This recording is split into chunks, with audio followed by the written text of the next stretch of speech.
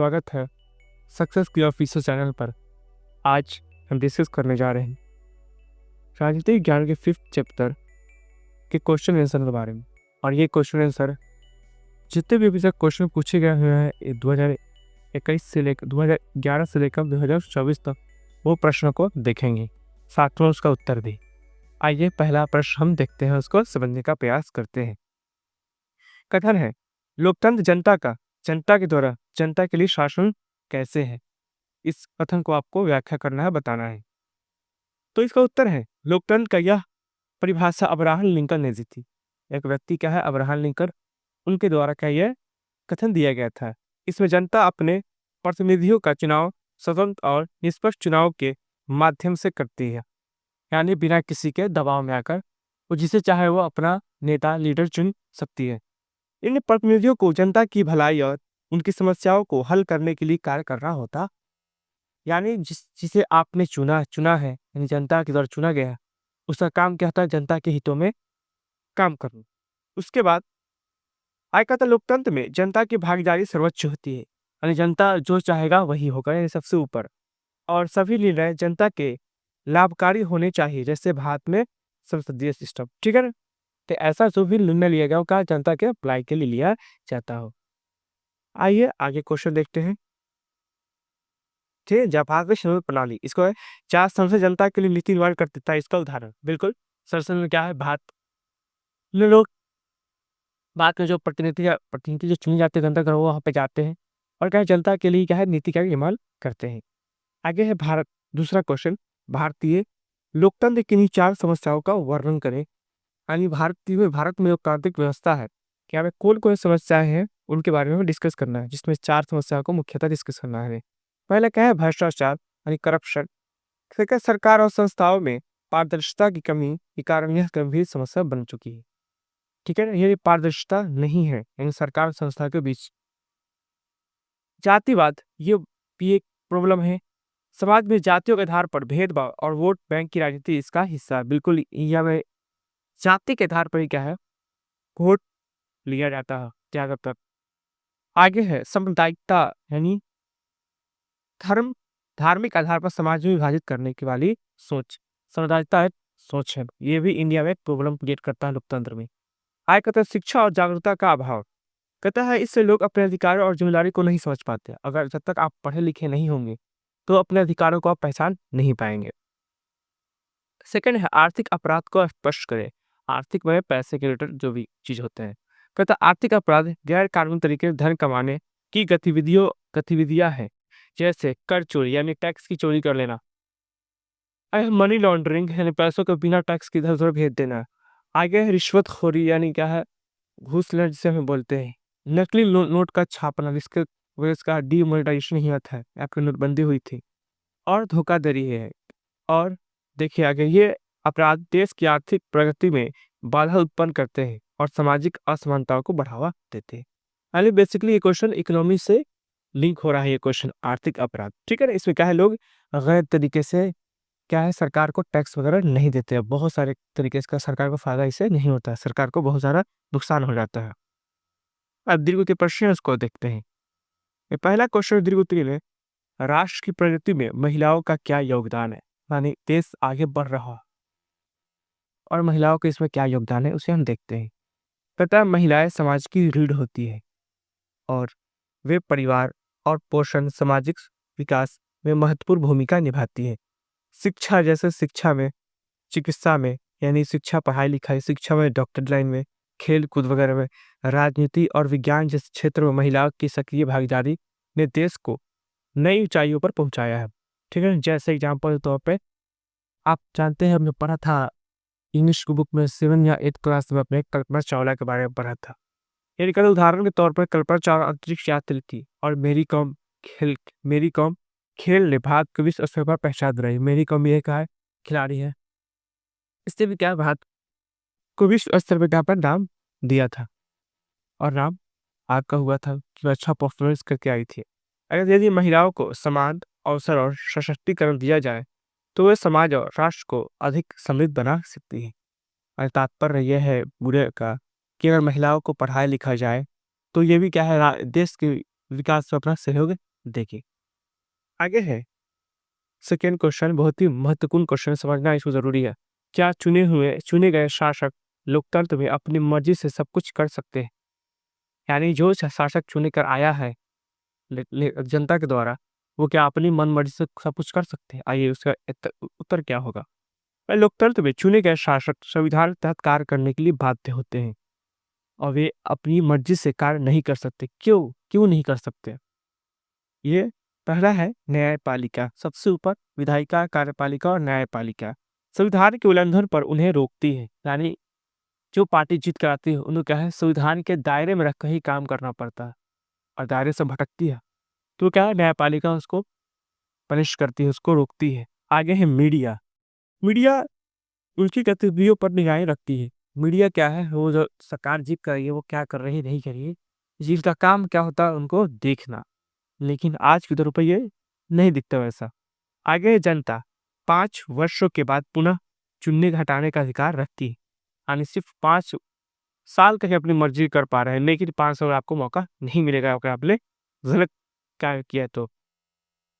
आगे इसी में कुछ टॉपिक है, देख लीजिए। सदा शासक यदि अनुशासनहीनता करते हैं, तो विरोध प्रदर्शन, जन आंदोलन और न्यायिक प्रक्रिया द्वारा उन्हें उत्तरदायी बनाया जा सकता है। यानी लोकतंत्र में खराका समझ लीजिए एक जनता, ठीक है ना? अगर उनके द्वारा चुने गए जो नेता हैं, लीडर वो सिंह करते हैं, वो कुछ गड़बड़ी करते हैं, उनको छोड़ा नहीं जाएगा। आगे है न्यायपालिका की भूमिका लोकतंत्र की चुनौती है। कहता है न्यायपालिका की भूमिका लोकतंत्र की चुनौती कैसे, इसके उतारने के क्या उपाय हो सकते हैं? क्वेश्चन को समझना बहुत जरूरी है इसका। कहता है कि लोकतंत्र में न्यायपालिका कानून की रक्षा और नागरिकों का अधिकार को सुरक्षित करना के लिए जरूरी है। लेकिन कुछ चुनौतियां जैसे ये न्यायपालिका इंडिया में है, लेकिन ये भी क्या छोड़ा वो चुनौती है लोकतंत्र की। कैसे समझना है? इससे आपको पता है कि एक खरी शासन व्यवस्था पढ़ाते हैं। उसके बाद पहले पढ़ा था कि राजतंत्र, तानाशाही तंत्र और राज राजतंत्र में तानाशाही तंत्र। सर राजा और का तानाशाह जो फैसला कर दिया वो क्या है, बहुत जल्दी हो जाता है कि उसको किसी से वेरीफाई वगैरह करवाना नहीं पड़ता। ये डायरेक्ट मॉडल में वन पनिशमेंट का काम करता है। लेकिन लोकतंत्र में क्या है, बहुत सारे लेयर्स है। उसके उस प्रक्रिया से गुजारा जाता है, तभी जाके कोई भी कानून वगैरह पास होते हैं। क्या कहता है, न्याय प्रक्रिया में देरी, यहाँ पे नया होने बहुत देर हो जाता है। और इंडिया में कहा जाता है कि आपको न्याय न्याय तो मिलेगा, आप खुश नहीं हो पाएंगे क्योंकि बहुत लेट हो जाता है, लेकिन मिलता है। लेकिन भ्रष्टाचार है, भ्रष्टाचार भी एक प्रॉब्लम है। और राजनीतिक दबाव, यानी जजों पर भी क्या है, राजनीतिक दबाव रहता है। ये क्या है, इसे कमजोर बनाती है न्यायपालिका को। न्यायपालिका में सुप्रीम कोर्ट आते हैं, हाई कोर्ट आते हैं। अब इसे सुधार के उपाय क्या हो सकते हैं? अब देखिए, अगर डिले हो रहा है केस सॉल्व करने में, तो उसका उपाय यही है कि इसने कहा है जजों को बैठाया जाए। यानी इंडिया में बहुत सारे जज ऐसे हैं, उनको लाखों लाखों केस पड़े हुए हैं, लेकिन उनका टाइम नहीं है सॉल्व करने। तो इसको सुधारने का एक ही तरीका है, और भी जजों को बैठाया जाए, जैसे न्यायाधीशों की संख्या को बढ़ाना होगा। और कहता है आज के दौर में हम सब कुछ ऑनलाइन कर रहे हैं, तो बेहतर हो कि सब कुछ क्या है, ज़्यादातर कामों का है ऑनलाइन कर दिया जाए। कहता है ऑनलाइन और तेज न्याय प्रक्रिया सुधार हो। बिल्कुल। और कहता है पारदर्शी चयन प्रक्रिया, जैसे आज के दौर में, जैसे पारदर्शिता का मतलब यह है कि जैसे आप कुछ किसी भी चीज़ को ऑर्डर करते हैं, अगर कोई भी ऑनलाइन प्लेटफॉर्म से, तो आपका वस्तु बताता है शिफ्ट हो गया, यहाँ पहुँच गया, यहाँ आ गया, यहाँ आ गया, लास्ट में आउट ऑफ डिलीवरी। तो आपको मालूम चलता है कि आपका प्रोडक्ट कहाँ तक आ चुका है। तो वही क्या है, सरकार को भी ये लाना होगा कि ये काम कहाँ तक चला, नहीं चला, ये जनता देखता है और ये बहुत ही ज़रूरी है। लेकिन देखिए कब तक ये होता है। अब कहता है क्या शिक्षा लोकतंत्र के लिए चुनौती है? इस बात को समझेंगे। कहता है शिक्षा लोकतंत्र का आधार है। बिल्कुल, शिक्षित लोग होंगे तो लोकतंत्र बहुत ही बेहतर चलता रहे। पता अशिक्षा के कारण लोग सही और गलत का निर्णय नहीं कर पाते और वोट देने में गलत चुनाव कर बैठते हैं। यानी जो पढ़े लिखे नहीं होंगे, वो क्या है, गलत चुनाव कर बैठते हैं, गलत उम्मीदवार को चुन बैठते हैं। अब जिससे होता क्या है, यह भ्रष्टाचार को और गरीबी जैसी समस्याओं को बढ़ावा देता है। बिल्कुल। आगे कहता है, एक शिक्षित सभ्य समाज लोकतंत्र को मजबूत बनाता है। आगे, क्योंकि यह जागरूकता और जिम्मेदारी का प्रसार करता है। बिल्कुल, लोग पढ़े लिखे होंगे तो क्या है, समस्याओं को देखेंगे और उसके अकॉर्डिंग क्या है, वोट देंगे। जरूरी है शिक्षा सभी सभी के लिए। अतः परिवारवाद और जातिवाद बिहार में लोकतंत्र को प्रभावित करता है। इसको कैसे समझते हैं? ये क्वेश्चन हो सके तो पूछ सकता है इस बार। कहता परिवारवाद, यानी फैमिली के ही लोग आगे आएँगे किसी भी चीज़ में। कहता है परिवारवाद, राजनीति में परिवारवाद के कारण योग्य व्यक्तियों का अवसर अवसर नहीं मिलता और वंशानुगत राजनीति हावी रहती। यानी आपको बताया था परिवारवाद में क्या था, जैसे कोई पार्टी है, अगर पार्टी के कोई व्यक्ति अगर अपने पद से इस्तीफ़ा देता है और या फिर पदभ्रष्ट हो जाता है या फिर मौत जाती है, तो उसी पार्टी के कोई व्यक्ति को ना मिलकर उस जगह का सीट का उम्मीदवार का सीट उसी के परिवार का मिल जाता है। और इससे होता क्या है, मतलब पार्टी में कोई योग्य व्यक्ति है तो उनको मौका नहीं मिल पाता है। ये एक परिवारवाद समस्या है। आगे है जातिवाद। जातिवाद समझते ही इंडिया बहुत ज़्यादा की हार हुई है। कहते जातिगत आधार पर मतदान लोकतंत्र की निष्पक्षता को प्रभावित करता है। यह समाज में विभाजन और असमानता को जन्म देता है। और ये भारत में, बिहार में भी बहुत सारे प्रॉब्लम है।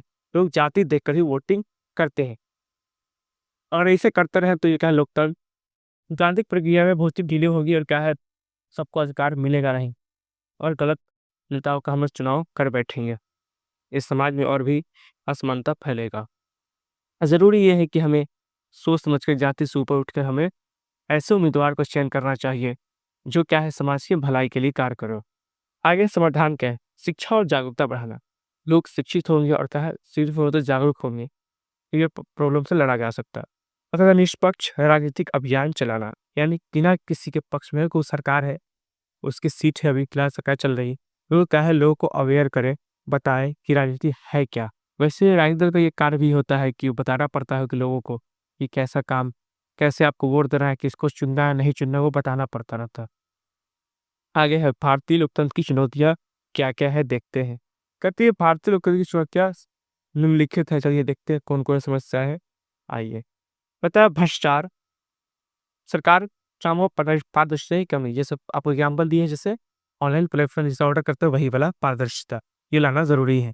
इससे पता चलेगा काम कहाँ तक हुआ, कहाँ रुका हुआ, ठीक है ना? आगे गरीबी और बेरोज़गारी, मतलब जिससे लोग अपने अधिकारों का उपयोग नहीं कर पाते। लोग गरीब हैं और क्या है, बेरोज़गार है, तो क्या है, उनकी पहली ज़रूरी यही हो जाती है गरीबी से लड़े और क्या है, बेरोज़गारी से। तब वो क्या है, आगे आके राजनीति में ढल लें। तो जब तक ये लोग पढ़े लिखेंगे नहीं, तो प्रॉब्लम है। आगे है सामुदायिकता, धार्मिक और जातीय तनाव। इन सैमुदायिक का जातीय और का धार्मिक तनाव का बढ़ जाना, ये भी क्या इंडिया में एक समस्या है। आगे कहता है शिक्षा का अभाव, यानी जागरूकता में कमी। लोग शिक्षित नहीं तो क्या है, जागरूकता की कमी है। अब कहता है इस समस्याओं का समाधान हेतु क्या है, शिक्षा, पारदर्शिता और समाज समान अवसर प्रदान करने करके किया जा सकता है। यानी किसी भी लोकतांत्रिक व्यवस्था में किसी चीज को दूर करना, सब में आप देख रहे हैं, पहले शिक्षा को लाना बहुत जरूरी है और बहुत ज़रूरी है, तभी जाके लोग अपने अधिकारों को पहचान पाएंगे। आगे है भारत में जातिवाद पनपने के 4 कारण क्या है, यानी भारत में जातिवाद वाला सिस्टम क्यों आ गया है, इसको देखते हैं। कहता है जातीय संरचना और सामाजिक व्यवस्था, यहाँ पर पहले से ही क्या है, जातीय संरचना और व्यवस्था थी। और भी एक और प्रॉब्लम क्या है, शिक्षा का अभाव था, बिल्कुल। आगे राजनीतिक लाभ के लिए जातिवाद का प्रयोग, यानी राजनीतिक पार्टी जो होती है वो क्या है, अपने वोट के लिए क्या है, जाति का प्रयोग करती है, जातिवाद करती है, ठीक है ना। आगे कहते हैं आर्थिक असमानता, लोग आर्थिक असमानता, कोई बहुत अमीर है, कोई बहुत ही गरीब है, ये भी क्या है, एक जातिवाद को पनपने का जरिया बनता है। पता है आतंकवाद लोकतंत्र की चुनौती है कैसे, आतंकवाद, मतलब आतंकवाद देश की सुरक्षा और स्थिरता को कमजोर करता है। यह लोकतांत्रिक मूल्यों जैसे मानव अधिकार और अभिव्यक्ति की स्वतंत्रता को प्रभावित करता है। आतंकवाद आतंकवाद से निपटने के लिए कड़े कानून, जागरूकता अभियान और अंतर्राष्ट्रीय सहयोग की आवश्यकता होती है। यानी आतंकवाद बेसिकली मतलब ये हुआ इससे कि आतंकवाद देश की सुरक्षा को यह हानि पहुंचाता है, ठीक है ना? और इससे लड़ना बहुत ही जरूरी है। और लड़ने का बेहतर तरीका क्या है, अंतर्राष्ट्रीय स्तर पर क्या है, सबसे मिलकर हमें क्या है, इस पर काम करना होगा। अब आगे आपके कुछ क्वेश्चन होंगे तो देखते हैं क्या क्वेश्चन है। 9 नंबर इसी क्वेश्चन है, शिक्षा का अभाव और लोकतंत्र की चुनौती क्यों, फिर शुरू से करते हैं। अतः अशिक्षित लोग वो क्या है, अपने अधिकार और कर्तव्यों को नहीं समझ पाते, तो गलत लोगों का चुनाव कर बैठते हैं, ठीक है ना। आगे अशिक्षा भ्रष्टाचार और गरीबी को बढ़ावा देती है, जो लोकतंत्र की नींव को कमजोर करती है। अगर लोग अशिक्षित होंगे तो क्या है, लोकतंत्र और भी कमजोर हो जाएगा। लोग पढ़े लिखेंगे तो क्या है, लोकतंत्र और बेहतर होता चला जाएगा। और इंडिया में देखा जाए तो अभी क्या है, थोड़ा लोग पढ़ाई-लिखाई पे ध्यान देना स्टार्ट किए और देंगे तो क्या है लोकतंत्र बेहतर होगा। अगर सामुदायिक और जातीय विभेद का प्रभाव क्या पड़ता है? तो सामुदायिक और जातीय विभेद, ये सामुदायिकता और जातीयता समाज में तनाव और विभाजन पैदा लोगों के बीच क्या है तनाव को पैदा करती है। कहता है यह राजनीतिक दलों द्वारा वोट बैंक की आंटी को बढ़ावा देता है। बिल्कुल, राजनीतिक दल ये सूचित कर लेती है कि ये इलाके का ये जाति के लोग होते हैं तो वोट हमें ही मिलेगा। ठीक है ना? कहता है इस इससे सरकार की स्थिरता और विकास प्रभावित होती है। बिल्कुल, सरकार अस्थिर हो जाता है और विकास बहुत ही डिले हो जाता है। आय का तहत समाधान समाज में समानता और सहिष्णुता को बढ़ावा देना होगा। लोगों को क्या है सभी को समान तरीके से देखना होगा। और सेकंड, शिक्षा के और जागरूकता शिक्षा लाना हो। ठीक है ना? तब ये क्या है समस्याओं को लड़ा जा सकता है। अब आगे हम